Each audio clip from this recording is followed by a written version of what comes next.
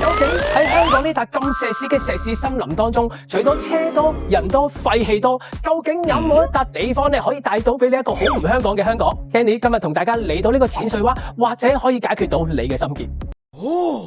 Kenny 咧而家身處於世界知名香港南區淺水灣，相信嚟過香港99%嘅朋友咧都會聽過，但未必一定會嚟過。最重點係我哋呢度並唔係啲咩地鐵站上蓋，亦都唔係一落樓下咧就係 Hermes 啊、LV 呢啲名店商場。喺呢度真真正正可以帶到俾你咧，就係對香港有一個完全不一樣嘅感受啊！能夠帶到俾你咧，背住香港最宏偉嘅山脈，面向全香港咧，難得可以俾你見到咧海平線嘅中國海域，每一日咧喺度感受到嘅都係濃濃對生命嘅多巴胺啊！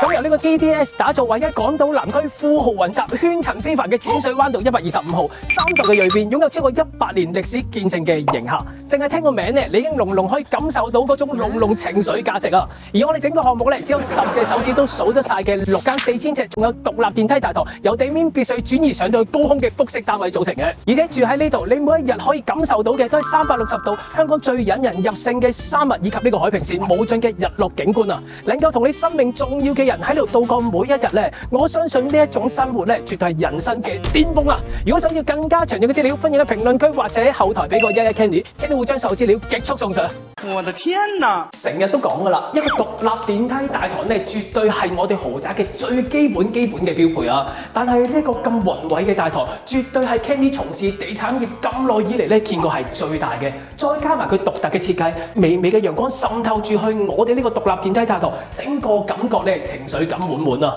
子母門嘅雙開門設計，絕對可以彰顯到老闆你翻到嚟嗰種氣勢、嗰種身份幾咁澎湃啊！即刻入去睇下先。終於帶嚟一個揭盅嘅效果啦！入到嚟，原來微微陽光滲透嘅感覺咧，就係一開我哋嘅大門咧，就可以望到陽光滲透住去我哋大門，再滲透出去咧，成件事相當地浪漫喎！究竟嘅原因喺邊度？跟我出嚟望望先。老實地講句，出到嚟呢個露台，令我感受到除咗讚歎之外咧，其實係有少少感慨嘅。